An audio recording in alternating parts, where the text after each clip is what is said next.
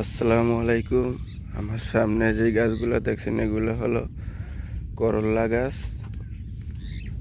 তো এই গাছের অতিরিক্ত বৃষ্টি হওয়ার কারণে সাদা মাকড়সার আক্রমণে গাছগুলোর পাতা কুঁকড়ে গেছিল।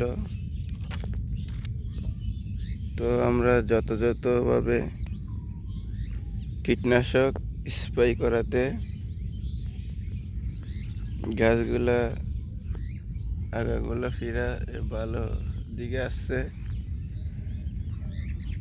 তো যাদের বৃষ্টিপাতের কারণে করল্লা গাছের পাতাগুলো কুঁকড়ে গেছে, আগা চিকুন হয়ে গেছে, তারা আমার ভিডিওতে কমেন্ট করে ওষুধের নাম জেনে নিন। তো সবাইকে ধন্যবাদ। আসসালামু আলাইকুম।